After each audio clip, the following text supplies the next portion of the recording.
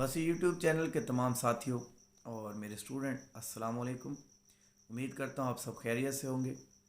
आज की वीडियो आपके लिए इंतहाई इम्पोर्टेंट, क्योंकि इसके अंदर उर्दू के मुतल्लिक हम जो है बात करने जा रहे हैं। बच्चों के बहुत से नंबर उर्दू में कट जाते हैं बोर्ड के पेपर्स में।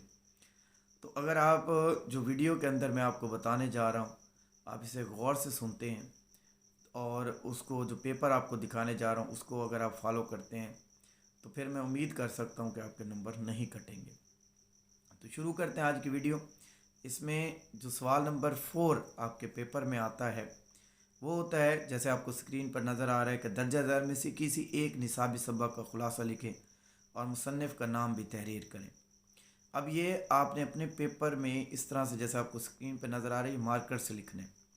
फिर अब सबक का आ गया जी, अपनी मदद आप नीचे डबल लाइन लगाएंगे, ये मार्कर के साथ करेंगे। मुसन्निफ़ का नाम जैसे स्क्रीन पे आपको नज़र आ रहा है, सर सैयद अहमद ख़ान। और ज़रूरी हदायत क्या हैं जी, आगे आप अपना जो है ख़ुलासा शुरू करेंगे। मुसन्निफ़ कहता है, यानी यहाँ से आप ख़ुलासा लिखना शुरू करें। ख़ुलासा लिखते हुए जो बातें आपने जहन में रखनी हैं वो ये हैं कि सबक का ख़ुलासा कम अज़ कम 2 सफ़ात और ज़्यादा से ज़्यादा 2.5 सफ़ात पर मबनी होना चाहिए।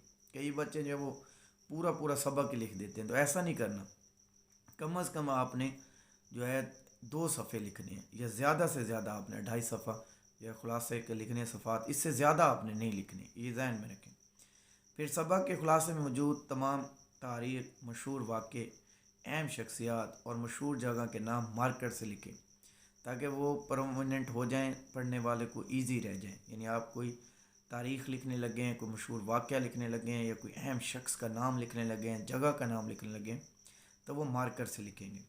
और इस तरह सिर्फ सबक ही में मौजूद अल्फाज ये इस्तेमाल किए जाएं, मतलब जो आपके बुक पर है उसी को कोशिश करें कि आप इस्तेमाल करें, अपनी तरफ से कोई कहानी जो है वो ना लिखें।